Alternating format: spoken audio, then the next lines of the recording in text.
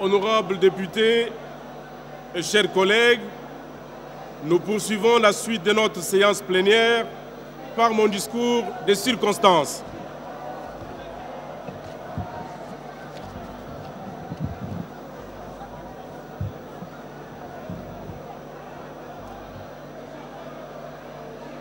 Honorable Président du Sénat, Excellence Monsieur le Premier ministre, chef du gouvernement,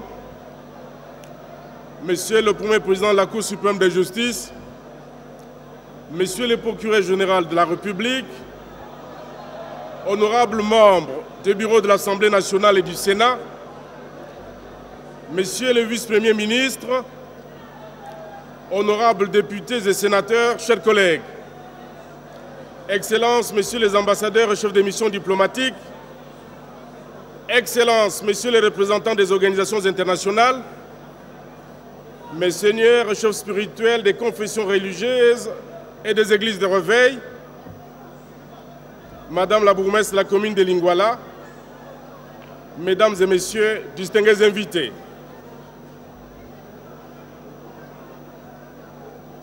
Il est des moments où les accidents de l'histoire créent des opportunités qui incitent l'homme à sortir de l'ornière, redimensionner les faits et gestes, s'interroger sur l'avenir et les devenirs collectifs, se préparer à la rencontre de l'autre pour donner plus de souffle à la vie.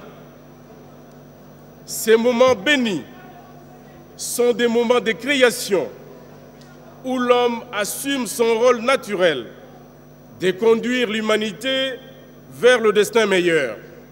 Ces moments, il faut savoir les saisir, les transformer en force pour franchir les frontières artificielles, de passer l'égoïsme humain, construire ensemble pour plus d'égalité, de justice et de paix. Ces moments, nous allons les capitaliser ensemble dans l'intérêt de notre institution et de notre pays. Honorables députés, chers collègues, mes premiers mots devraient être ceux de remerciement et de gratitude. Remerciement de chaque membre de votre nouveau bureau pour l'honneur que vous avez fait à chacun de nous en acceptant de nous confier la lourde mission de direction de notre institution. Mais avant toute chose, nous aimerions rendre grâce à Dieu, le maître des circonstances, qui a permis que tout se fasse selon sa volonté. Car ce n'est ni par la force, ni par l'intelligence humaine que la direction du bureau de notre institution nous a été confiée.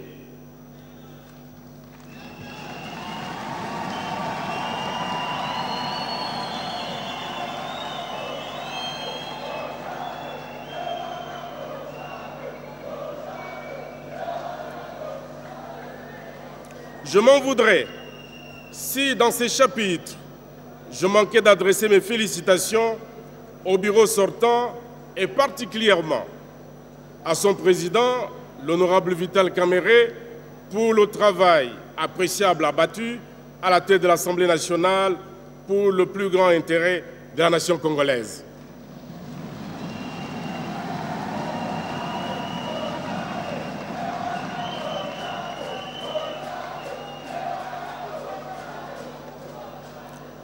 Nous leur devons d'avoir réussi à faire fonctionner notre institution dans les normes dès son installation jusqu'à l'organisation de l'élection des membres du nouveau bureau avec l'appui du groupe technique de travail. Honorables députés, chers collègues, nous nous retrouvons dans cet hémicycle 48 heures après une longue nuit qui a conduit au lever du jour à l'élection des membres d'un nouveau bureau de l'Assemblée nationale. Je voudrais saisir cette opportunité pour vous féliciter de votre totale implication dans ce processus qui démontre, une fois de plus, que la démocratie est réellement en marche dans notre pays.